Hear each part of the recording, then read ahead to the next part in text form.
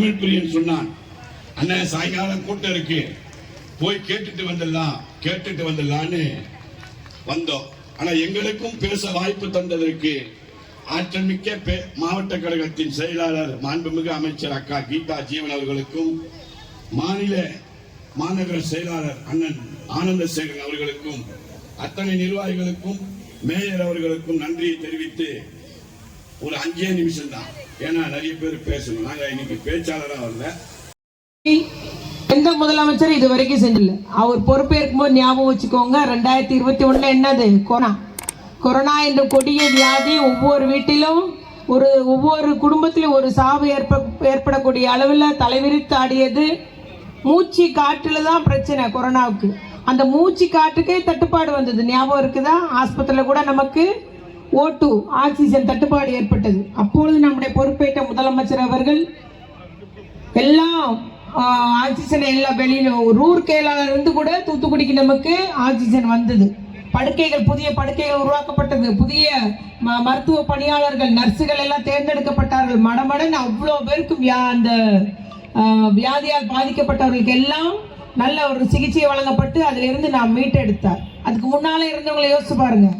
கடையை திறக்காத, வீட்டை விட்டு வெளியே போகாத, விவசாயம் செய்ய வேண்டாம், உப்பளத்துக்கு போக வேண்டாம், எங்க இருக்கணும், வீட்டுல முடங்கிருன்னு சொன்னால ஒரு காலம் உண்டான தளபதி வந்ததும் எல்லா கடையும் திறங்க, எல்லா வேலையும் ஆரம்பிங்கன்னு சொல்லிட்டு நம்மளை அந்த ஒரு இக்கட்டான சூழலில் இருந்து மீட்டெடுத்தார் தளபதி. அன்னைக்கு ஓட ஆரம்பிச்சவர் தான் இன்னைக்கு வரையும் ஓடிட்டே இருக்கிறார். காலையிலிருந்து ஓய்வு என்பது கிடையாது. ஞாயிற்றுக்கிழமை கூட செக்ரட்டரியேட் போறாரு. ஞாயிற்றுக்கிழமை கூட இந்த மாதிரி முதலாம் ஆண்டிலே பல்வேறு பத்திரிகையெல்லாம் சிறந்த முதலமைச்சர் சொன்னாங்க. அப்ப நம்முடைய முதலமைச்சர் தாழ்மையா சொன்னாரு, நான் இதை விருப்பப்படல, என்னைக்கு தமிழ்நாடு சிறந்த மாநிலமாகுதோ அன்னைக்கு தான் எனக்கு நிம்மதி, அது வரைக்கும் நான் உழைப்பேன் என்று கூறினார். அதை இன்னைக்கு நம்ம அட்டைன் பண்ணிட்டோம். அந்த நிலைக்கு நம்ம வந்துட்டோம். இன்னைக்கு ஒன்றிய அரசுடைய புள்ளியியல் விவரம் சொல்லுது, நாங்க சொல்லல, முதலமைச்சர் சொல்லல. பொருளாதார வளர்ச்சியில 11.19% வளர்ச்சி, தமிழ்நாடு முதன்மை மாநிலம். தொழில் வளர்ச்சியில தமிழ்நாடு முதன்மை மாநிலம். தனிநபர் வருமானம் பெறுவதில் தமிழ்நாடு முதன்மை மாநிலம். அதுபோல நம்முடைய வறுமை கோட்டு பட்டியல் கீழே உள்ள அந்த எண்ணிக்கை குறைஞ்சது, தமிழ்நாடு முதன்மை மாநிலம். கல்வியிலே சிறந்து விளங்குகிறது தமிழ்நாடு. உழைக்கும் பெண்கள் அதிகம் இருக்கிறது. தொழிற்சாலையில உற்பத்தியில இருக்கிற பெண்கள் 41%, தமிழ்நாடு தான் முன்னிலை. அதிக அளவு உயர்கல்வி பெறும் பெண்களுடைய எண்ணிக்கை 48%. உயர்கல்வி, ஒட்டுமொத்த உயர்கல்வி அதிக எண்ணிக்கை நம்முடைய தமிழ்நாடு தான் முன்னிலம். இவ்வாறு தமிழ்நாடு இன்னைக்கு தமிழ்நாட்டிலே இந்தியாவிலேயே முதன்மை பெற்ற மாநிலமாக இருக்கிறது.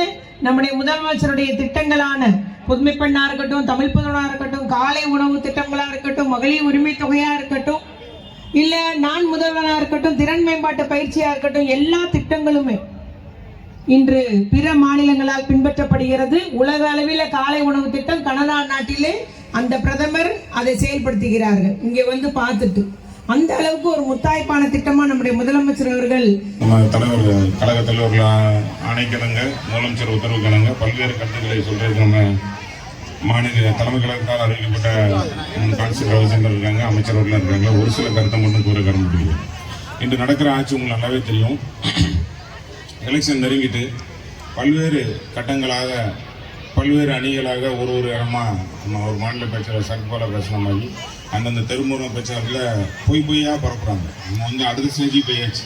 கடந்த 6 மாத காலமாக பாகமோர் கூட்டம், மகளிர் வச்சு பிரச்சாரம், அதாவது வீடு வீடாக உங்கள் கனவு என்னங்கிற திட்டம், அப்படி பல்வேறு நடவடிக்கை போயாச்சு. ஏன்னா கடந்த 5 ஆண்டு காலத்தில், கொரோனா காலத்தில் முதல்ல ஆரம்பித்தோம் நம்ம கழக தலைவர் ஒரு ஆட்சியை. பல இன்னலுக்கு நடுங்க, அதாவது எல்லா தொழிலுமே சோழி முடிஞ்சிருக்கு. அதாவது பெட்டிக்கடை முதற்கொண்டு திறக்க முடியாத கட்டத்தில் இருந்து எல்லாமே நிமிர்ந்து எல்லா மாவட்டத்துக்கும் என்ன வேணும், குறிப்பாக தூத்துக்குடி மாவட்டத்தை எடுத்தாலும் சரி, சென்னையை எடுத்தாலும் சரி, எந்தெந்த மாவட்டத்துக்கு என்ன வரும் எல்லா கட்டமும் செஞ்சாச்சு.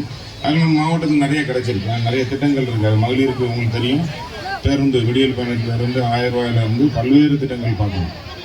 அதுமாதிரி நம்ம மாவட்டத்தில் படித்தவங்க நிறையா வந்துட்டு இருக்காங்க. தொழிற்சாலை நிறைந்த பகுதி, மின்பாஸ்டாக இருக்கட்டும், இப்படி பல்வேறு கட்டங்களாக பல்வேறு வேலைவாய்ப்பு உறுதி செய்து வந்து கொண்டு இருக்கிறது.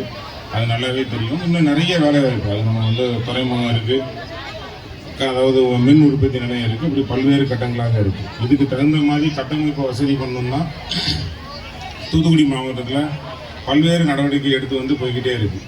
இதில் உங்களுக்கு பார்த்தீங்கன்னா இது வரைக்கும் வரலாறுல, அதாவது இந்தியாவுக்கே முன்மாதிரி, மத்திய அரசு என்னதான் நெருக்கடி கொடுத்தாலும், ஒன்றிய அரசு என்ன நெருக்கடி கொடுத்தாலும் அது எல்லாமே சமாளித்து பல்வேறு கட்டங்களாக முதலமைச்சர் சிறப்பாக கல்வி நிதியை கட் பண்ணாலும் சரி, எந்த ஒரு வாய்ப்பு இருந்தாலும் பயன்படுத்திட்டு வராங்க. 200க்கு மேலே உள்ள தொகுதி தான் ஜெயிக்கணும் நம்மளோட வெற்றியில். நம்ம கழக தோழர்கள்லாம் எல்லா இதுலேயும் முன்னேற்பாடாக இருப்போம். எத்தனையோ அணிகள் இருக்கலாம், குறைச்சி சொல்கிறது நம்மளை மட்டும் தான் குறைச்ச முடியும்.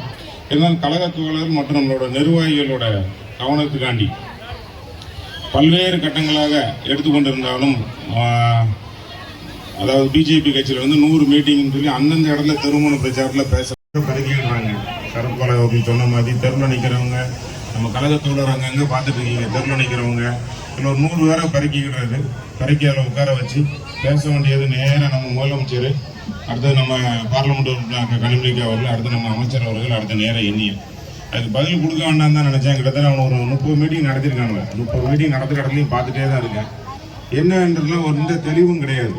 அவங்க ஒரு சில கருத்தை நம்ம கழக தோழர்களுக்காண்டி கொடுக்க வேண்டியிருக்கு. ஏன்னா அவங்க வந்து விரும்புறதுக்காண்டி எந்த ஒரு கருத்தும் கிடையாது. முதல்ல பிஜேபி காரனை எடுத்துக்கலாம். ஏன்னா பிஜேபியில் ரொம்ப நாளாக